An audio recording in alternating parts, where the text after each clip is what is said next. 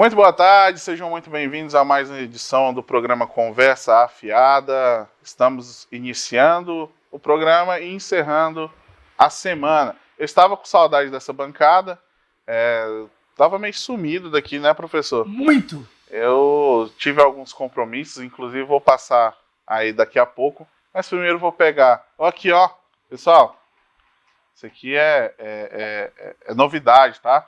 Propaganda, viu? Você que quiser colocar aqui também a sua empresa, entre em contato comigo, me pague que eu vou passar a sua empresa aqui, tá bom?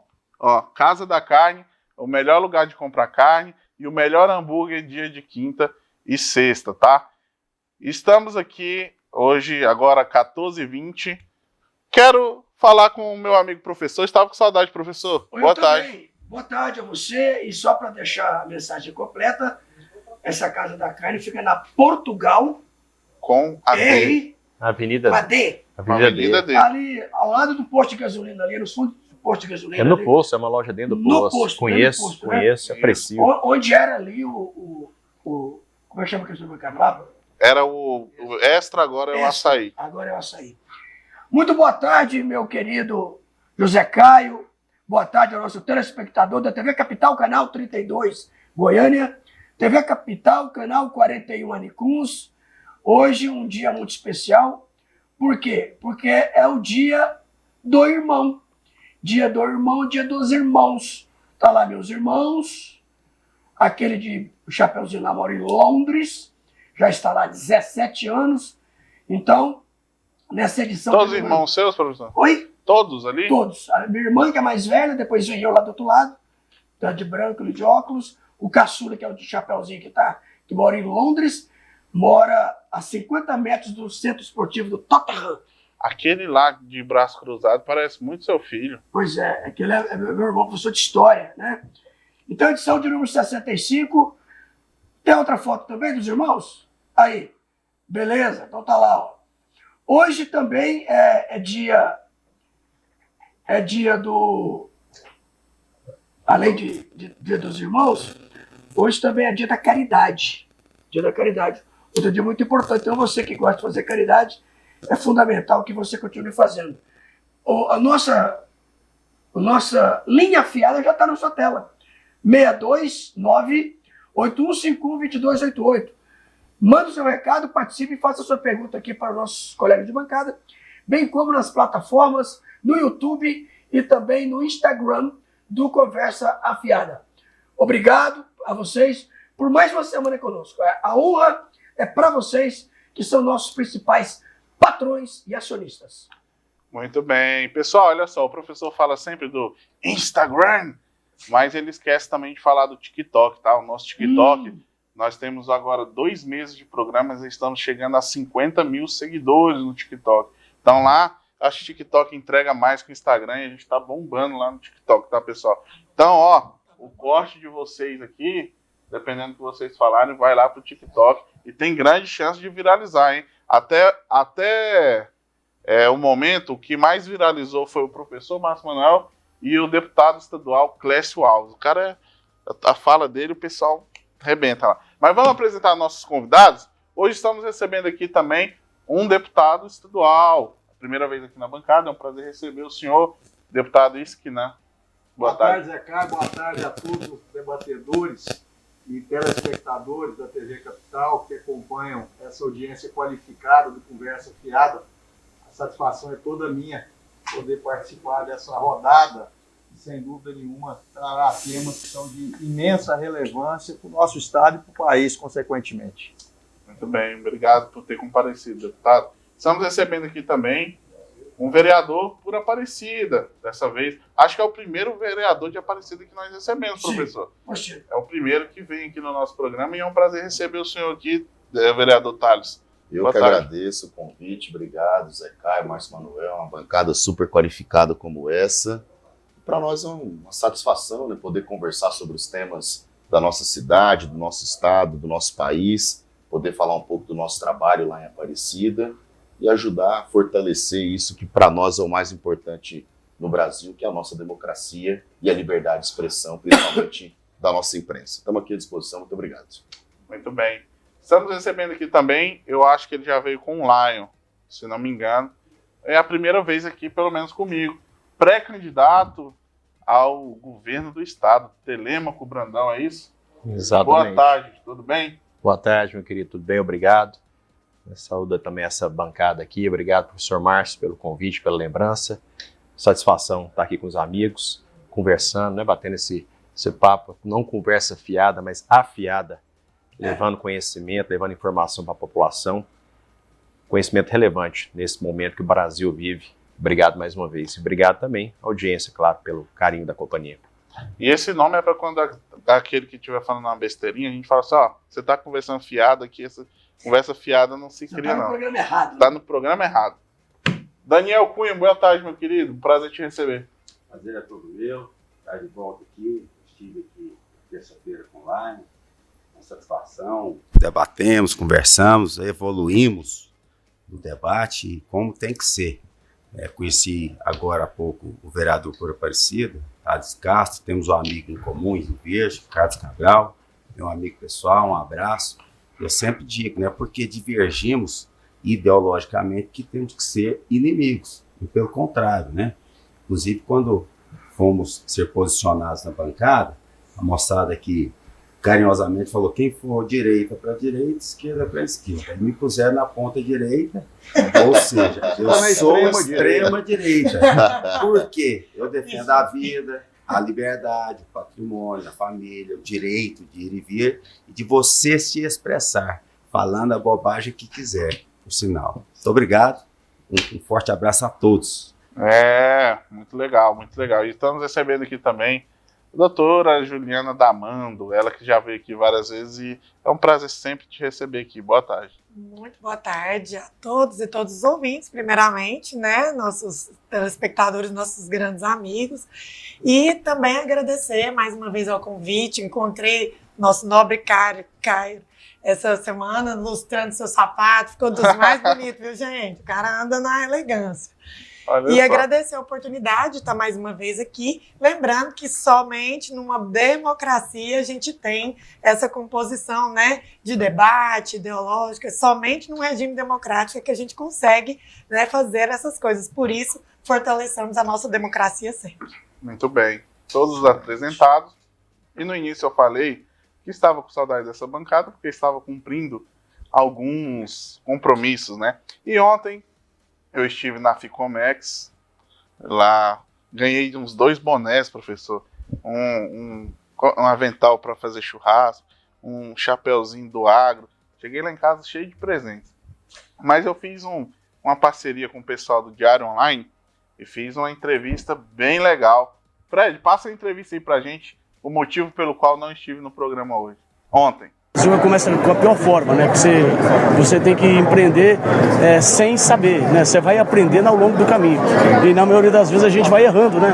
E o que é bom também, às vezes, você acerta um, erra o outro, acerta 2, erra um. Então, assim, a vida do empreendedor no país, ela não é fácil, né? Então, assim, ainda mais quando a gente não tem uma política de conscientização financeira, a gente não tem uma consciência de poder aprender mais sobre finanças quando a gente na adolescência, no ensino.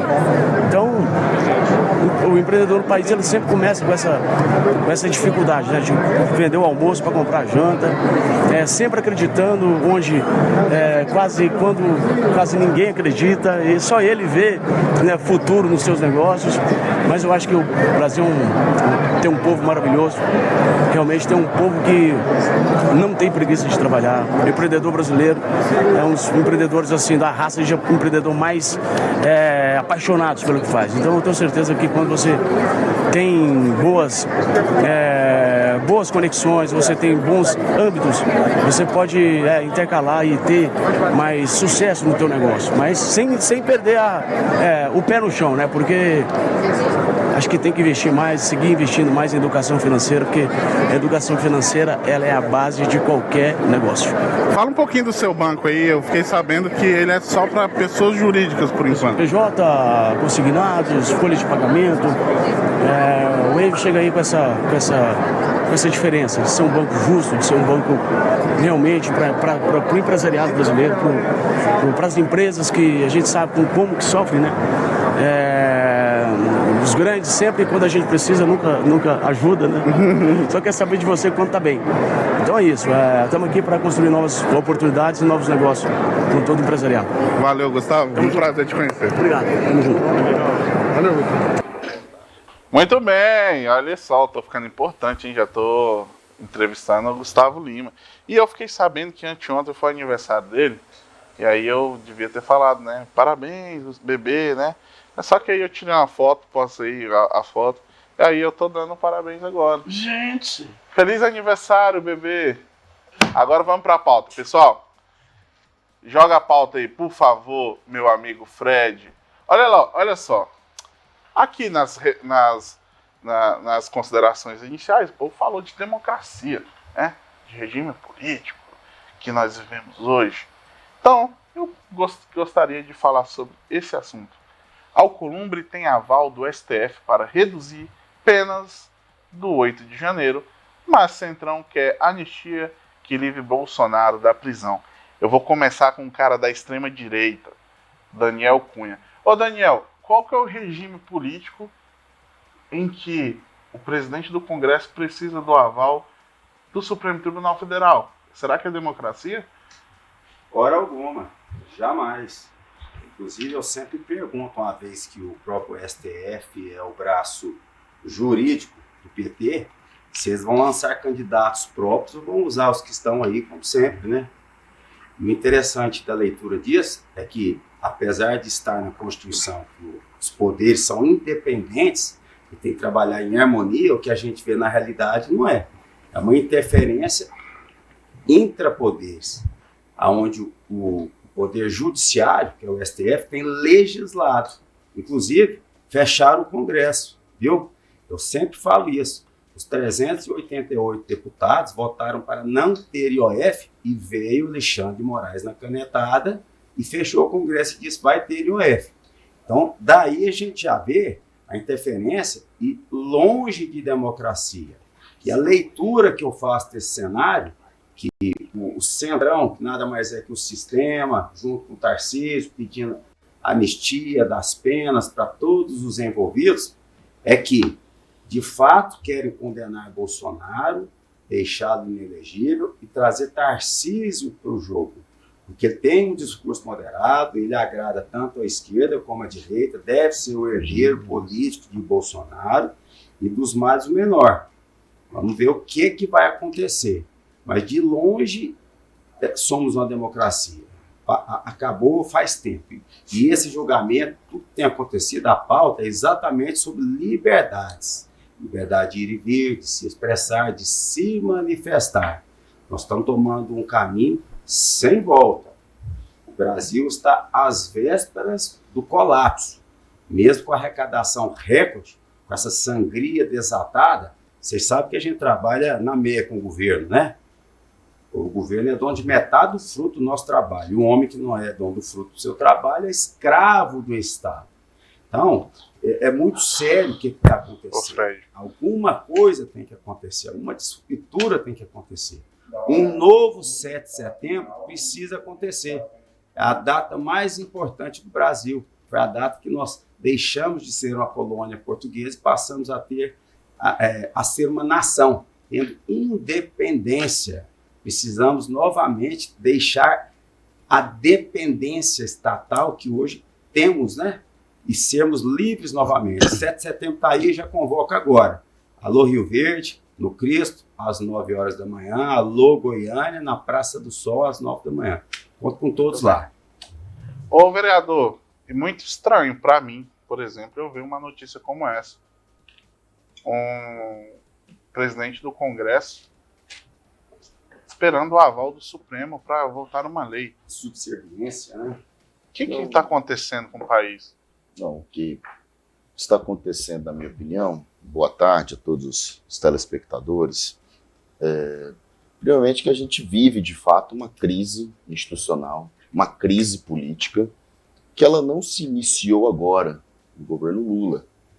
Na minha opinião, essa crise se inicia lá atrás, quando a presidenta Dilma é impeachmentada, né? Ela que foi legitimamente eleita pelo povo brasileiro e que estava ali naquele momento em confronto a alguns interesses que claramente eram interesses de grandes grupos econômicos. O primeiro, quando a Dilma decide que os royalties do petróleo deveriam ser para a educação, quando a Dilma decide não ceder às chantagens do Eduardo Cunha, entre outras situações que naquele momento começaram a gerar uma tensão.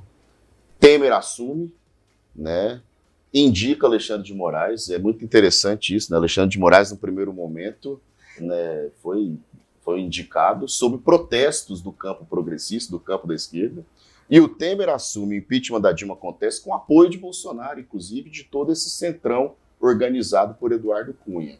Naquele momento a gente mostra que de fato o Brasil ele vive uma fragilidade onde uma presidenta eleita que não cometeu nenhum crime, leva um golpe, um golpe institucional, é deposta do governo e assume ali o presidente Temer. O Temer, a primeira ação do Temer é mudar a lei das pedaladas fiscais e é mudar a lei dos royalties do petróleo. Ele retira a obrigação da Petrobras participar do consórcio explorador do pré-sal no Brasil e ele retira a obrigatoriedade de 75% dos royalties ir para a educação. Isso vai gerando um clima instável no Brasil, Lula é preso, Bolsonaro assume, faz o pior governo da história do país, né, de crise econômica, de desrespeito à vida, porque respeitar a vida é respeitar a saúde das pessoas, respeitar a vida é garantir assistência médica, né, e fortalecimento do SUS, que não foi o que o Bolsonaro fez. Bolsonaro fez uma política negacionista, né, atrasou as vacinas no nosso sistema de saúde, né, fez um governo onde dizia que quem vacinasse poderia virar jacaré, fez um governo de antipolítica ambiental, colocou um traficante de madeira para ser o ministro do Meio Ambiente, antipolítica cultural, colocou um ministro da Cultura que era antipolítica, anti-educação, colocou um ministro da Educação que era contra as universidades federais, tentou destruir as universidades federais, aquele Weintraub, né, cortando investimento nas universidades, tentando descredibilizar as universidades. A universidade só tem maconheiro, a universidade só tem bandido, o tempo todo jogando contra a educação pública no país. E graças a Deus e a inteligência do povo brasileiro, perdeu a eleição para o presidente Lula. E aí vem, para finalizar esse primeiro comentário, aquilo que gerou a instabilidade política no país. Aí começa a tentativa de um golpe de Estado. Comprovado, uma quebradeira em Brasília, e nós temos na Constituição, tentar desestabilizar o Estado Democrático de Direito com o emprego da violência é crime, com possibilidade de até 8 anos de reclusão. Até 8 anos de reclusão. Sem tirar ainda a questão de associação criminosa, o financiamento para poder fazer esse golpe de Estado. Então, o governo, a Polícia Federal, inteligentemente, com todas as suas técnicas investigativas, achou um plano para poder matar o presidente e o vice Alexandre de Moraes. Teve delações que comprovaram a organização desse golpe de Estado. E o judiciário brasileiro, de forma independente, está fazendo o seu julgamento. Nós temos que entender isso. Quem indicou Alexandre de Moraes para o STF não foi o Lula, não foi a Dilma. Não dá para criar essa confusão que o STF está fazendo julgamento a mando do PT. Isso é um puro discurso político para poder desinformar a população. O que está havendo ali, naquela matéria, na minha opinião, é uma negociação. Porque se de fato as penas que estão sendo aplicadas para o STF estão sendo, às vezes, muito severas, está havendo uma negociação para que não sejam penas tão severas, mas para que não haja o pior, que é anistiar golpista. Em 1961, tentaram dar um golpe de Estado, João Goulart conseguiu se manter no poder e anistiou os golpistas. O resultado foi um golpe em 1964, que gerou o pior momento na história desse país, foram 21 anos de ditadura militar. Golpista tem que responder pela Constituição e pelos crimes que cometeram. Ô deputado, o senhor acha que é papel do Supremo negociar politicamente alguma coisa? Olha, eu vou me ater especificamente ao anúncio que foi projetado aqui na nossa tela. Ao meu ver, esse tipo de notícia evidencia de maneira clara e evidente que o poder legislativo está falido. É um absurdo o presidente do Congresso Nacional ter que pedir benção, ter que tomar o aval, ter que pedir licença para o Supremo para tratar de matéria que compete ao amplo legislativo exercer. Então, se nós formos ter que inverter a lógica, tem que se fechar o Congresso mesmo, né? O Poder Legislativo tem tido as suas atitudes usurpadas porque não se faz mais leis no Congresso. As leis são todas proferidas pelo Poder Judiciário e isso é uma demonstração inequívoca que a democracia está em risco. Nós não podemos aceitar esse tipo de interferência de um poder no âmbito do outro. Eu fico muito pesaroso e lamento bastante essa subserviência, esse servilismo, o presidente do Congresso se agachar diante do Supremo Tribunal Federal para pedir a permissão de exercer as prerrogativas que a ele compete perante a Constituição e que a ele foram entregues no momento em que a população compareceu nas urnas e elegeu os congressistas para tratar das matérias legislativas que dizem respeito ao interesse da nação. Então a gente tem que repudiar, rechaçar, se insurgir contra esse tipo de vilipêndio, de achaque e também de ofensa e agressão à democracia, que é o Supremo Tribunal Federal se impor em relação àquilo que é matéria do Poder Legislativo, do Congresso Nacional, e passar a legislar em detrimento de quem efetivamente tem legitimidade para fazer, que é o Congresso. Ô, Juliana, vou pedir para você comentar essa pauta e te faço uma pergunta junto já com a pauta. Não foi Bolsonaro que indicou Alexandre de Moraes. Não foi Dilma, não foi Lula. O PT foi muito contra essa indicação, inclusive chamava um ministro de fascista, falava algumas palavras lá que eu não vou repetir agora. O que mudou? Por que o PT defende tanto Alexandre de Moraes hoje? Bom, eu vou comentar aqui, primeiramente, concordando muito com o meu vereador aqui, doutor Thales, não te conhecia, né? Prazer conhecê-lo. Concordo em gênero, número e grau com o que o vereador falou. E vou dizer que eu sou professora de ciência política, né, direito constitucional, e eu vou ler para os senhores o artigo 2º da Constituição Federal, para lembrá-los do quanto ele é importante e trata do tema que nós estamos falando. O artigo 2º da Constituição Federal Brasileira diz: estabelece que os poderes da União, o Legislativo, o Executivo e o Judiciário, são independentes e harmônicos entre si. Quando a gente estuda a separação dos poderes, né, e a independência desses poderes, a gente tem que defender, de fato, essa independência. É essencial que numa democracia os poderes sejam independentes. No entanto, nossa legislação ela fala de um sistema de pesos e contrapesos. Eles precisam ser independentes, mas harmônicos entre si. Então, quando eu vejo um diálogo entre poder legislativo e poder judiciário, como nós estamos vendo aqui com essa notícia, nós estamos vendo claramente um diálogo democrático, no sentido de trazer uma certa harmonia e, como eu falei em outros programas anteriores, debater, pensar, refletir sobre dosimetria da pena, como nós estamos vendo nesse diálogo aqui entre os poderes, é algo comum numa democracia.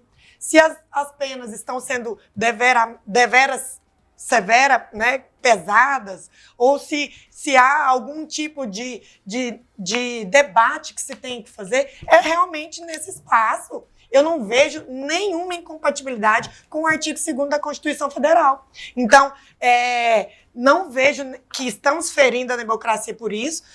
Agora, o contrário eu vejo.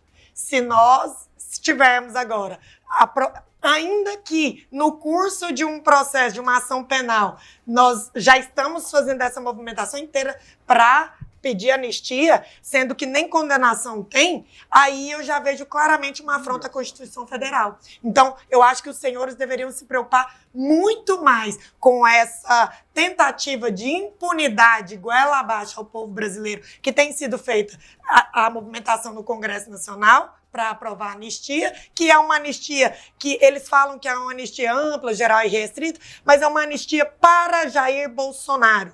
Ponto final. Eles querem anistiar Jair Bolsonaro, que não tem culhão de assumir os crimes que fez. Lembrando, todas as prerrogativas que nós estamos sofrendo com os Estados Unidos, com Donald Trump, isso tudo é para livrar Jair Bolsonaro da cadeia. E nós, poder legislativo, judiciário, executivo e sociedade organizada brasileira, não iremos aceitar mais isso. Né, como o doutor aqui falou, nós estamos diante do julgamento mais importante da nossa história. E lembrando ao que o meu nobre colega falou, dia 7 de setembro é dia da independência, que celebramos a independência do país. Mas também vou estender o convite. Muitos de nós, povo brasileiro, estamos à mercê, né, longe desse dia, porque nós não temos a nossa independência na justiça social, nós não temos, né, realmente uma vida plena de acordo com os direitos fundamentais, os direitos civis e políticos na nossa Constituição, que a nossa Constituição nos garante. Então, convido vocês a participar do Grito dos Excluídos, né, que somos nós, pessoas trabalhadoras que constroem e mantêm esse país de pé e que estamos excluídos, né, dessas elites, excluídas dessa corja que tem tentado vilipendiar a nossa democracia, os nossos direitos e questionado a legitimidade das ruas. Vem com a gente para a Praça do Trabalhador às 8h30 da manhã, no dia 7 de setembro. Espero você no Grito dos Excluídos. Muito bem. Eu vou perguntar aqui agora para o Telêmaco, porque a doutora Juliana falou sobre a harmonia dos poderes, né? E isso eu lembrei de Montesquieu, quando ele fala que poder, na verdade, ele é um, que é uma tripartição dele. Exato. E quando você coloca a tripartição, a gente fala da harmonia, da independência, né, dos poderes, isso previsto no artigo 2º da Constituição. Quando a gente fala de harmonia, eu me lembro que a harmonia, na verdade, é a forma dos poderes agirem de forma respeitosa e de forma cooperativa, para você chegar a um bem comum da sociedade. É isso que está acontecendo, Telêmaco? Definitivamente você está não. vendo essa harmonia ou você está vendo o que uma interferência do Supremo no Congresso, no Legislativo? Em todo o tempo, é assim que eu vejo. Uma interferência absurda. Né? A professora, né, ela se colocou como professora de Ciência Política, Direito Constitucional, e me causa estranheza, né? Porque eu sou operador de Direito, né? Estudei, fiz faculdade, fiquei 5 anos lá, e quando a gente estuda a origem dessa tripartição de poder, é que nós não queríamos mais o risco de termos um rei tirano. Isso é um modelo que veio para nós, né, desde lá da Revolução Francesa, principalmente, né? Tem outras inspirações aí para esse modelo. E você pensar que hoje você tem uma pessoa que uma caneta anula a decisão de um Congresso Nacional, e o que é o Congresso Nacional? Eu escrevi um livro que chama Democracia e Reunião de Condomínio. Congresso Nacional é o condomínio, ou seja, nós, donos disso aqui, decidindo o que nós queremos. Mas como não dá para reunir 200 milhões de brasileiros, a gente elege pessoas para ir votar no nosso lugar, decidir por nós. Nós escolhemos ele pelo voto, ele lá vai falar por nós. E de repente esses que falam por nós, né, bem ou mal, e aí cada um escolhe o seu, tá tudo certo, eu sou resistente a essa ideia de falar que a pessoa vota mal. Não, ela vota em quem ela quer, né? Pode ser que é mal, o voto na minha opinião, ela também pode achar que eu voto mal, enfim. Mas eu acho, né, que o brasileiro precisava se aprofundar mais em questões políticas, a gente tem um Congresso Nacional ruim, mas querendo ou não é o que representa a nossa sociedade, o interesse da nossa sociedade. Aí, de repente, esses parlamentares, que eu também já fui tô do lado de um aqui, se Deus quiser teremos outro aqui, né, pré-candidato a deputado federal. De repente, essas pessoas que nós escolhemos para decidir por nós, o que eles falam não tem nenhum peso. E mais que isso, eles temem nos representar porque podem ser retalhados. E isso é muito grave. Sabe por quê? Porque a verdade é que, supondo que eles possam ser retalhados por esse poder judiciário, eles já estão errados, já deveriam ter sido. Então esse poder judiciário está corrompido para não puni-los e usar isso como a faca no pescoço para controlar esse poder. E essa é a realidade do Brasil hoje. Você tem o que queriam passar agora no Congresso era derrubar a prerrogativa de função, que é o famoso foro privilegiado. Por quê? Para impedir que ministros decidissem o futuro de parlamentares. Por quê? Porque sabem que já deveriam ter punido muito deles e engavetaram processos para poder usar isso contra eles. Isso chama-se corrupção, um sistema judiciário corrompido, de conchavos. Né? Então eu ouço algumas coisas aqui falando assim, umas narrativas que eu falo assim, é melhor escutar isso que ser surdo. Mas a verdade é essa. A verdade é que nós temos um sistema judiciário corrompido, uma elite aristocrática que acha que todos nós somos idiotas e que eles devem controlar dizendo que deveríamos reescrever a história, né? Um nobre, ele é um aristocrata, um rei, para cuidar de nós, os bárbaros, que não sabemos o que nós queremos. Eu não me junto a esses que acham que político tem que ter currículo, graças a Deus eu tenho o meu, mas eu acho assim que um simples vendedor de algodão doce sabe mais que gente nessa bancada aqui, porque a vivência dele é maior do que muitas pessoas aqui, porque tem a sensibilidade, convive com pessoas, uma dona de casa, uma manicure. Então político não tem que ter currículo, político tem que entender de gente, político tem que entender das dores da população. E aí vem um elitista que acha que pode atropelar toda essa população. Ela própria, porque a gente tá vendo nas ruas as manifestações, a insatisfação da população, e mais que isso, os representantes dessas pessoas, escolhidos por essas pessoas. Então isso é inadmissível. Falar que isso aqui é uma ditadura é uma balela. Igual alguns dizem que não houve, que isso aqui é uma democracia, é uma balela. Alguns dizem que não houve ditadura no Brasil. Né? Alguns dizem que não houve ditadura no Brasil porque foi uma ditadura mais branda do que houve em outros países. Houve uma ditadura branda no Brasil, no regime do período militar. E nós vivemos hoje uma ditadura que ainda, por enquanto, permite a gente estar debatendo aqui, né, falando sobre isso. E não é porque a gente está debatendo que isso aqui é uma democracia. Democracia significa os donos do poder. Eu, você, nós que somos donos, esse condomínio aqui. Condomínio é domínio comum. Então, isso nós decidimos nosso futuro. É isso que está acontecendo? Me fala, você que está aí. O que você quer é o que está acontecendo no seu país? Se for, nós vivemos uma democracia. E eu tenho quase certeza que a conclusão é não. Muito bem. Olha só, quando a gente fala alguma coisa, por exemplo, a gente está debatendo, por isso a gente está na democracia, isso não diz muito bem sobre democracia, né? Teve um comentarista aqui que veio no programa e realmente ele falou algo que fiquei muito sério. Existe pessoa da direita que diz que não houve ditadura no Brasil. Houve sim. Inclusive o vereador falou. Foram 20 anos de ditadura. 21 anos de ditadura. E quando começou a ditadura, as pessoas continuavam falando. De 64 até chegar o AI-5, foram 5 anos. E as pessoas dizem assim, não, a gente está na democracia, a gente pode falar aqui. Mas até chegar... Uma ditadura, ela não começa do dia para a noite, não. Você vai perdendo direitos aos poucos. Professor, o senhor quer falar ou eu posso chamar um intervalo? Eu gostaria... Se você quiser chamar o não, eu vou deixar primeiro. Você falar, porque aí a gente chama o intervalo. Eu quero dividir a minha fala breve, para não encavalar o comercial, em 4 momentos, breve. Primeiro que é fácil falar de ditadura e de regime militar estando numa democracia. Agora, difícil é falar de democracia estando numa ditadura. Esse é o primeiro ponto. Outro detalhe.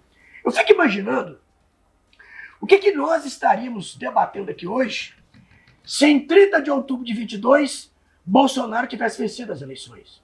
Porque todo esse chororô, toda essa balbúrdia, essa insatisfação, coisa que não houve em 89, quando o Lula perdeu, foi para casa. 94, quando o Lula perdeu, foi para casa. 98, quando o Lula perdeu, foi para casa. 2018, Haddad perdeu, foi para casa. Pegou o livrinho para dar aula. Isso não aconteceu aqui. E as urnas são as mesmas desde 1996. Eu não quero voltar a esse assunto, não. Eu quero deixar claro, na pauta que está dizendo lá, existe um texto tão vergonhoso que eles têm vergonha de mostrar. Igual eles tentaram colocar a goela abaixo, o da ficha limpa e ficha... Já passou? Uns preferem falar ficha limpa, outros... Já passou. Então, a gente tem um teto para ficar afastado e não é de quando vai começar a cumprir a pena, é de quando sai a decisão. Já passou já. Quando o Brasil inteiro está ali voltado para o julgamento lá no Supremo Tribunal Federal, já passou essa. E uma outra que está aí, que é graças a Deus que anistia é uma incumbência do Congresso. E Congresso não é só uma casa. O Congresso é a Câmara com 513 deputados e deputadas federais e é o Senado com 81 senadores e senadoras. Tem que passar pelos dois. Primeiro que eu acho que o Hugo Mota, ele não vai querer aprovar desse jeito. O texto fala, inclusive, você vai anistiar, vai perdoar crimes cometidos a partir de fevereiro de 2019, do presente é do futuro.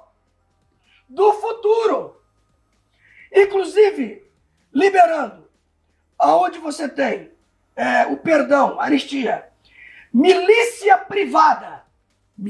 privadas, rachadinhas, total liberdade de fala, embora o artigo 53 da Constituição já cita isso aí.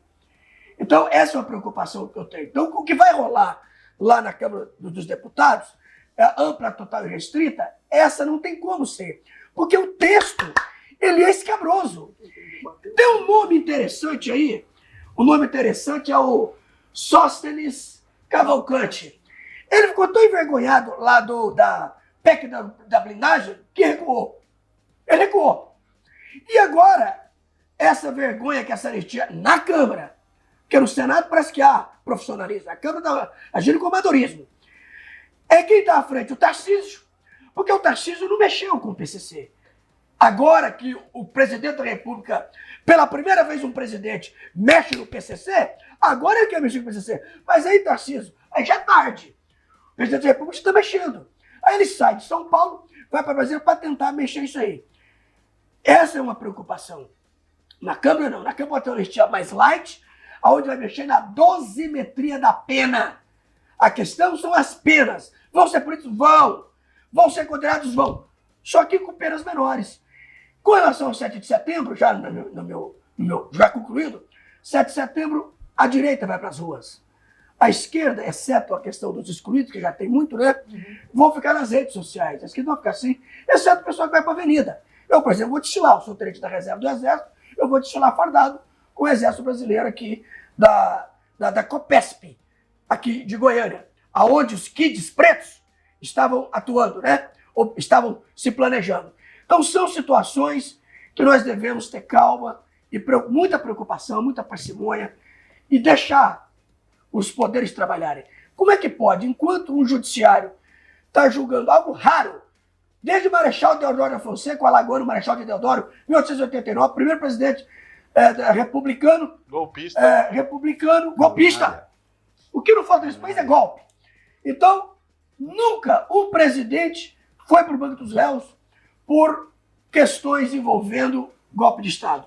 E eu quero ler, para jogar uma pá de cal, o artigo 5º da Constituição. Olha por que é impossível ter anistia e Bolsonaro ficar livre e ficar elegível em 26. Artigo 5º, ela lê o 2º.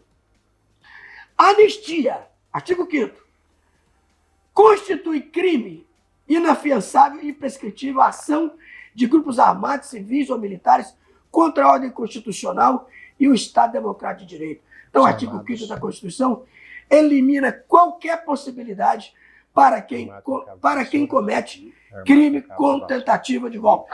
E cuidado, a arma não é só de fogo não, hein? A arma não é só de fogo, não. Cabo de vassoura, machado, machadão. Pelo amor de Deus, professor, isso aí, cabo de vassoura, rosário. Eu tenho que entrar na discussão aqui, pelo amor de Deus. O artigo 5º. Peraí, vamos lá. O artigo 5º. Vamos lá.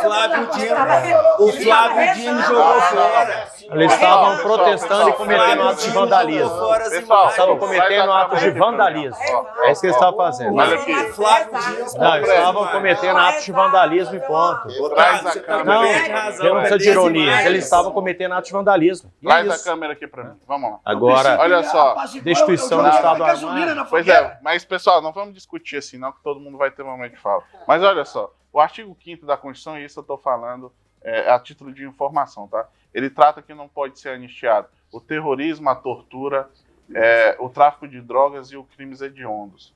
Quando o senhor fala de armas, o senhor está fingindo que tem alguém bobo. Aqui ou lá, não sei. Porque quem que tinha arma, a não ser que tenha sido os kids pretos, que são militares com arma. Agora, aquele pessoal lá, não existiu um grupo armado tentando acabar com o Estado Democrático de Direito. A gente pode ter discussão se foi golpe, se não foi. Agora, falar de arma, pelo amor de Deus. Tentativa. Vamos lá. Ô Fred, traz um intervalo aí que depois a gente volta. Daqui a pouco.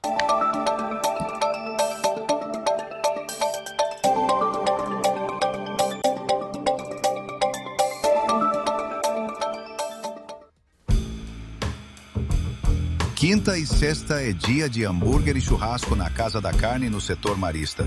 Hambúrguer artesanal, feito na hora, com carne de excelência, suculento no ponto, daquele jeito que derrete na boca.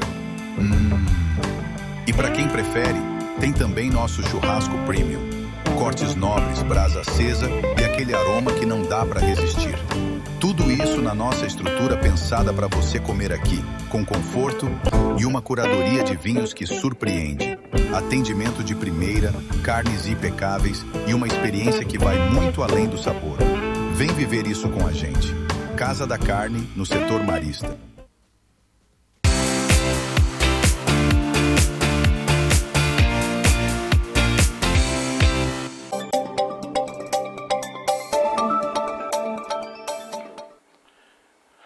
Muito bem, estamos de volta no bloco anterior, foi muito rápido o comercial aí, né? Mas no bloco anterior o pessoal começou a fervecer o debate.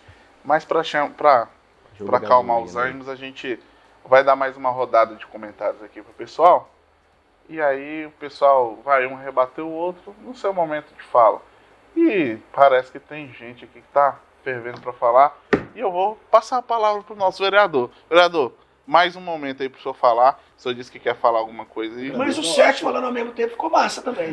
Ficou legal, mas ninguém ouve ninguém. A audiência explodiu. Eu tava tentando falar aqui com... Esse é um corte bom. Pô. Eu tava programa, né? Pra vocês terem noção, eu tava tentando falar com um ponto aqui, com a voz da consciência, como diz o Thiago lá, e ele não tava me ouvindo. Então... O ponto alto do programa é essa discussão coletiva. Localização coletiva. Mas o telespectador tem que entender o que vocês estão falando. O debate é importante, eu acho que isso é o principal. O debate de ideias, de projetos, como o Daniel falou logo no início, ninguém aqui é inimigo de ninguém, na verdade todos aqui querem o bem do Brasil. Temos opiniões diferentes, formações políticas diferentes, mas eu acho que o principal é a gente fazer o debate a partir da ideologia que cada um acredita. E digo o seguinte, a direita, ela é muito incoerente. Quando Sérgio Moro, juiz, coordenou a condenação do Lula, ele coordenou. Ele não foi um juiz imparcial. Ele coordenou todo o processo para condenar o Lula. A direita falava o seguinte: a justiça brasileira funciona. A justiça brasileira... Ele teve direito à revisão de pena por três instâncias. Vamos cada um falar de uma vez? Não dá para comparar, não. Questão de ótimo, presidente. Momento de fala. Então, assim, vamos lá. Aí quando o STF, com provas robustas, de forma independente, tem conduzido um julgamento, pronto. Nós estamos vivendo uma ditadura do STF, a ditadura da toga do judiciário. Olha a incoerência da direita. É interessante que a direita sempre faz um discurso pro povo, porque os donos das vozes... Gente, os donos estão lá no Congresso. Os donos das terras, os donos das grandes empresas, os donos societários dos grandes bancos. O Congresso Nacional, ele não tem, em sua maioria, pessoas que vieram das classes populares desse país. Eles representam vocês. A direita tem maioria no Congresso hoje. A direita tem maioria no Congresso hoje. A direita tem a maioria do poder político no Brasil hoje. A direita está, inclusive, parte dela, participando do governo Lula, com o Centrão. É a prova que o senhor está falando, então, né, direita. Nós precisamos ter clareza dos projetos de nação que nós temos no Brasil. A direita, historicamente, defende a elite, privatização, não quer saber se o trabalhador trabalha 10, 12, 15 horas. O importante é o trabalhador estar lá meio que escravizado mesmo. O projeto da direita é continuar enriquecendo os ricos, é continuar garantindo que essa elite se mantenha no poder, é continuar elegendo esses deputados federais, esses senadores. E o projeto progressista, que hoje é liderado pelo presidente Lula, quer tirar as pessoas da pobreza, quer investir nas universidades, quer garantir mais emancipação para as pessoas. A direita hoje representa, inclusive a extrema, me desculpe, Daniel, não estou dizendo que é o seu caso, mas alguns, inclusive, representam a truculência, o ódio, essa misoginia, essa coisa de que mulher tem que ficar em casa, essa coisa mais truculenta. Parte da direita hoje representa até mesmo isso. A esquerda não. A esquerda defende liberdade, respeito, tolerância, direito das mulheres, fazer com que a nossa juventude possa, de fato, ser uma juventude com mais liberdade, com emprego e com mais condição de vida. Então, concluo dizendo, o projeto no Brasil é claro. Existe uma disputa mesmo. Essa disputa é clara, disputa de ideias, uma disputa de projeto de nação. E quanto a esquerda quer fazer com que os trabalhadores tenham mais direitos e oportunidades, a direita, historicamente, defende que os trabalhadores só sirvam para garantir a produção de riqueza, para que a elite continue se enriquecendo. Você me permite, Muito bem, só um minuto, que aí eu vou passar... Eu vou pegar sua fala aqui, vereador, e eu vou dizer uma coisa que eu já disse para o professor Márcio Manuel e para a Juliana, elas são provas. Quando o Lula estava para ser condenado, e o pessoal falava da parcialidade do ministro Sérgio Moro, e no momento que começou a sair aquelas mensagens, eu falava, e eu vou dizer para vocês, e eu posso dizer isso no ar, eu não sou um petista, não sou do PL, mas eu tenho meus posicionamentos. E eu dizia, pessoal, o negócio tá errado, se juiz assim, sim, juiz não pode, é errado, juiz é isso. Sabe por que o pessoal me batia? A direita fala, você é doido, rapaz, prendendo bandido, você tá achando ruim? Não tô achando ruim, mas eu como advogado, eu tô aqui apresentando, mas a minha profissão é ser advogado. A advocacia, muitas vezes eu digo que ela sim é a fiscal da lei. Sabe por quê? Porque ela defende o nosso direito. É a advocacia. O Ministério Público te acusa. Às vezes passa por cima e é o juiz que fala assim, ô juiz, olha só, isso aqui tá errado. O Estado tem direito de punir, mas não é o direito absoluto, não. Então por isso que eu digo que a advocacia é a voz da cidadania e a verdadeira fiscal da lei. O verdadeiro fiscal da lei é o advogado. E eu sempre digo, não podemos dizer que o juiz Sérgio Moro estava certo só porque ele queria condenar o Lula. Mas também digo que o ministro Alexandre de Moraes não está certo só porque ele quer condenar o Bolsonaro. Eu nunca vi um ministro, um juiz que é a vítima da causa, ele vai julgar como? Ele é o suposto, é a suposta vítima de um suposto plano de homicídio. Ele pode julgar um caso como esse? Hipótese alguma. Ele é o ministro relator, o que investiga, o que manda. Olha só, o Eduardo Bolsonaro estava lá, está nos Estados Unidos, exatamente. O Eduardo Bolsonaro está lá nos Estados Unidos, não sei se ele está conspirando contra o país, tudo bem, mas ele está conseguindo punições para o ministro Alexandre de Moraes. Quem que é o ministro relator da investigação do Eduardo Bolsonaro? Alexandre de Moraes. Isso é um delírio, isso é uma insanidade. Então, olha só, Eduardo Talhaferro está na Itália denunciando crimes de Alexandre de Moraes. Quem que é o ministro relator? É o Alexandre de Moraes. Quem que mandou prender Eduardo Talhaferro? Alexandre de Moraes. Quem que determinou que o governo brasileiro pedisse a extradição de Eduardo Talhaferro? Alexandre de Moraes. Então, peraí, por que o Sérgio Moro está errado e o ministro Alexandre de Moraes está certo? Me responde, Telema. Vou te responder, porque não tem comparação. E alguém falar que isso é incoerência ou é ignorância ou é má fé. Primeiro, o senhor Sérgio Moro era juiz de primeira instância, que é onde o Jair Messias Bolsonaro e todas aquelas pessoas deveriam estar sendo julgados. E esse senhor, esse ditador de toga, usurpou a prerrogativa, né, para julgar essas pessoas. Sérgio Moro era juiz de primeira instância. A decisão que condenou Lula... Ou seja, o Lula teve o direito ao duplo grau de jurisdição. Duplo grau de jurisdição devido ao processo legal. Nem Bolsonaro, nem ninguém que faz parte da suposta trama do golpe.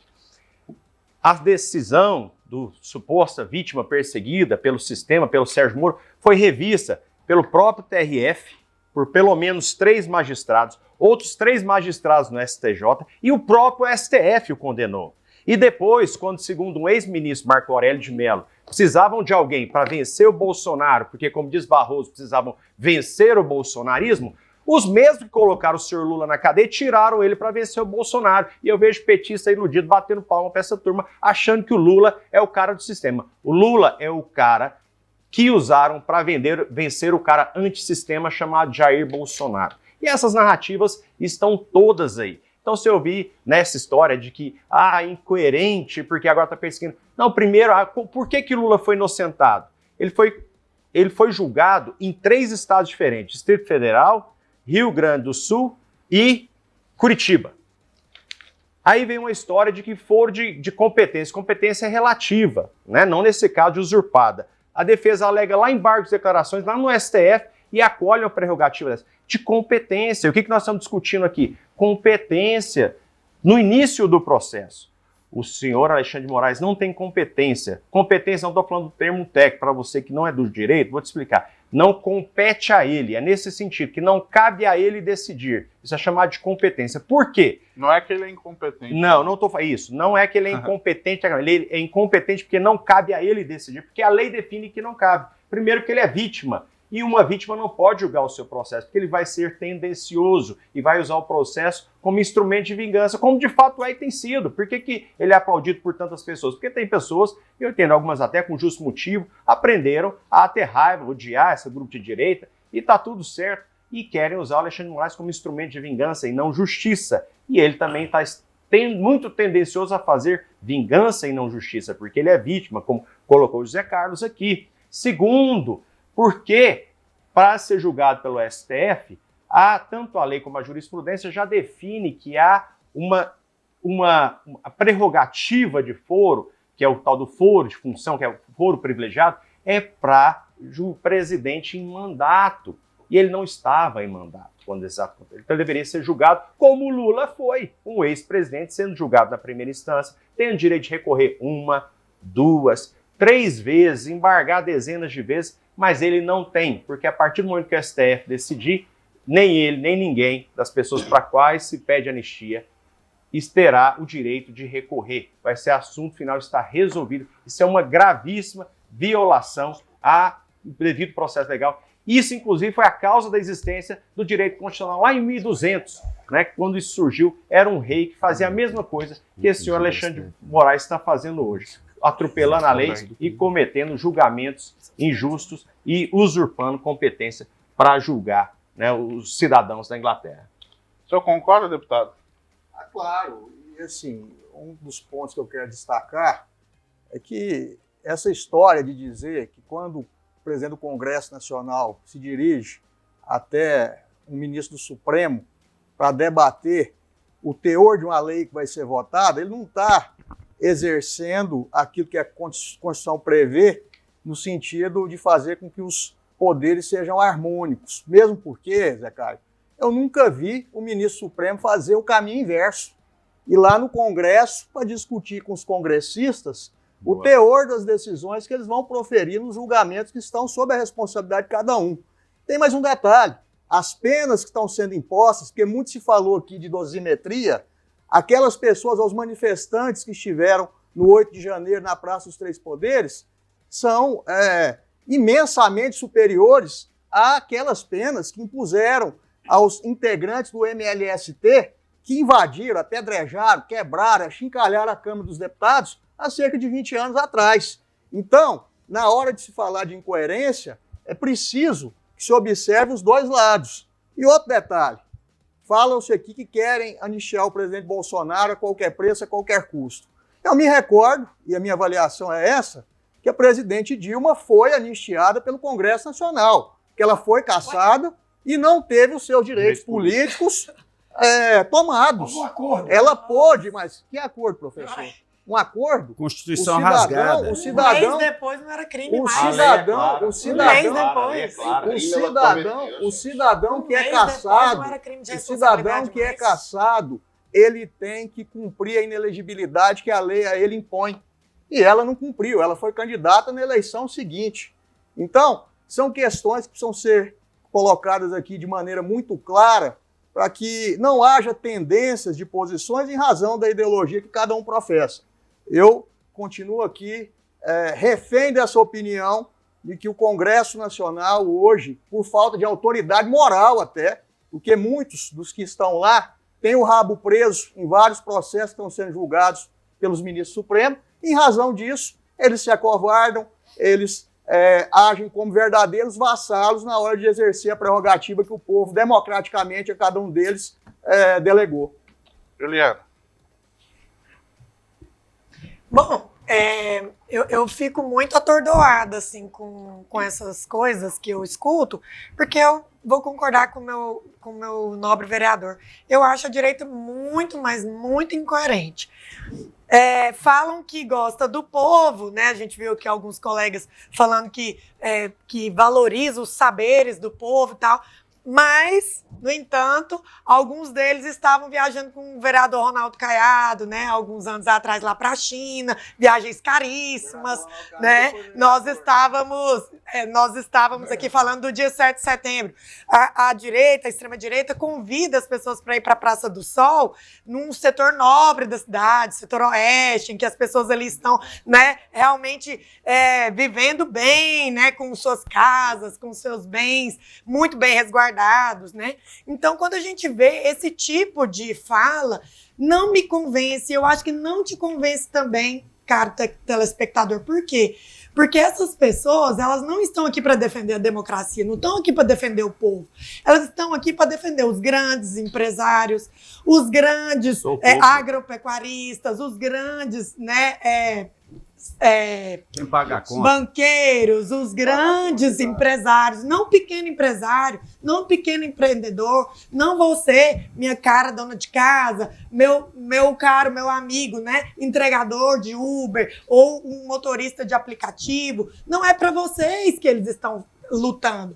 Nós, né, do campo progressista, nós que estamos aqui lutando para que esse país, pela primeira vez na história, tenha um julgamento histórico e justo de abominar a impunidade e realmente valorizar aquela Constituição que nós lutamos com sangue para conseguir. Nós estamos aqui do lado do povo para que esse país seja um país mais justo, com maior distribuição de renda e com muito mais oportunidades. E aí, né, para fechar minha fala, eu digo, pela primeira vez, nós estamos vendo que o país está realmente se tornando um país muito vitrine para o mundo inteiro, em razão da nossa atuação do judiciário brasileiro. Se vocês forem analisar a revista, né, The Economist e todas as outras entrevistas do The New York Times e outros canais mundialmente conhecidos, o Brasil está sendo exemplo para outras democracias do mundo. O que estamos fazendo aqui é histórico, é poderoso e, de uma vez por todas, nós vamos pagar o preço que nós não pagamos lá atrás. Vamos realmente tirar limpa a nossa história e vamos seguir em frente com uma democracia cada vez mais pujante, cada vez mais firme e fundada na nossa Constituição Federal. Muito bem. Ô, Daniel, a doutora Juliana falou sobre nós sermos vitrines e exemplo. Eu gosto sempre de pegar um comentário de um para puxar o outro para o trem ficar bom. E eu vou te falar, a gente está quase acabando, mas eu quero seu comentário em relação ao quê? Vitrine. Nós temos hoje um ministro sancionado pela Lei Magnitsky. Você acha que isso é um bom exemplo para o nosso país? Nós temos um ministro da Suprema Corte com essa fama lá fora? Isso é horrível, horrível, horrível. O discurso da esquerda é sempre muito bonito, né? Queremos a melhoria para todos e todas, essa coisa toda, né? Mas a gente sabe que o Brasil está na situação que está, porque essa turma está aí tem mais de 20 anos. Os números da educação refletem isso, porque tem esse tipo de gente dando aula aí para o seu filho, na Universidade Federal, que não passa de um antro de doutrinação na mente daquilo que não tem a formação capaz para arguir e comentar. Gente, quem vigia, o vigia. Sabe por que nós estamos nessa situação? Sistema e forma de governo, para não polemizar e falar sobre as narrativas que no Brasil hoje o poste está mijando no cachorro, a banana está comendo macaco, a pessoa faz uma leitura de uma forma, mas interpreta de outra, porque não tem a cognição suficiente. Vou explicar para vocês. Eu defendo um sistema e forma de governo chamado monarquia parlamentarista constitucional. Metade do PIB do mundo vem desses países, viu, professora? E 10% da população do mundo são desses países. Esses são países que não têm recursos naturais. Japão, uma ilha de pedra, caiu bomba atômica, tsunami, vulcão. Olha a riqueza deles. Austrália, 90% é deserto. Olha o PIB deles e o nosso. Canadá, congelado. Bélgica, Noruega, Dinamarca, Suécia, Austrália. Opa, Daniel, mas o que é a mágica? Te conto, presta atenção. Nós temos o chefe de Estado separado do chefe de governo. Na República, o chefe de governo eleito assume a chefia de Estado. O que o chefe de Estado faz? Representa o Brasil e é comandante maior das Forças Armadas. Lula é hoje, Bolsonaro foi. Correto? Veja bem, governar é concessão do poder armado. Correto? Ó, na monarquia parlamentarista, fazendo um paralelo com a República. Na República, o presidente faz bobagem, né? Igual a Dilma fez. Processo de impeachment. Abre o cofre, aquela sangria de dinheiro do seu bolso aí, para apaziguar ali quem vai votar, né? Correto? Na monarquia parlamentarista, meu chefe de Estado reúne o Conselho de Ministros, chama o primeiro-ministro e fala, ó, demitido. Chama o parlamento e fala, elege outro, escolhe outro. Na República, quando saiu a lista do Odebrecht, a lista da JBS, o que aconteceu? Nada. Sabe por quê? Parlamentar não tem processo de impeachment. Tem conselho de ética, que é porco julgando porco. Vide rachadinha do Janones aí, rachadinha do Flávio. Correto? A mesma leitura. Na monarquia parlamentarista, também é o chefe de Estado, que representa o interesse do povo. Fala, ó, Congresso dissolvido, convoco novas eleições. Cereja do bolo. Vamos chegar na cereja do bolo? Quando aquele bacana lá da capa preta veio rasgar a Constituição lá dentro do Congresso Nacional, onde foi a Dilma impeachmentada, ela perdeu o mandato e não perdeu os direitos políticos, a letra da lei é clara, todos aqui são operadores do direito, sabem o que eu estou falando, viria o chefe de Estado e falava, opa, capa preta, tira férias, que o guardião da Constituição sou eu e não o STF. Inclusive, vocês sabem de onde veio o foro privilegiado? Da primeira Constituição da República, nós estamos na 7ª, durante o Império foi 50, tempo áureo, que caiu porque aboliu a escravidão. Foi o estupim que deflagrou o golpe da República, porque escravo tinha papel passado lá no cartório. Sabe quem mandou queimar tudo? Rui Barbosa, canalha, que é o patrono da OAB, né? OAB canalha também, viu? Me perdoe meus colegas aí, tá? Olha só, mandou queimar para apagar isso da história do Brasil, gente. Então, quem não sabe de onde veio, não sabe para onde vai. E complementando a sua fala, vereador Tassi, com o maior respeito, tá? Claro, em 64, vivemos, sim, uma ditadura. E, ó, era uma monarquia sem o rei. Por quê? A eleição era indireta? Parlamentarismo. E o nomeado eleito lá pelo Congresso não era militar? Então tinha o exército. Brasil, ó, voou 10% de crescimento. Ó, negativo. Você comprava arma na mesma. Comprava arma na mesma. A maior dívida está acontecendo agora. A maior sangria. Ó, vamos encerrar. É só fazer um novo plebiscito. Mas respeito. O Brasil fez o plebiscito em 96 e decidiu pelo presidencialismo. E você sabe quanto que foi previsto? Se você não gosta do Brasil, pode ir embora. Eu amo o Brasil. O plebiscito. Deixa eu falar aqui pra vocês, olha só. O plebiscito. Daniel, é sério, a gente tem que encerrar o programa. Daniel, Juliana. Pessoal, olha só, vamos encerrar o programa. Hoje não vai dar tempo nem das considerações finais. A gente volta na segunda-feira. Até mais.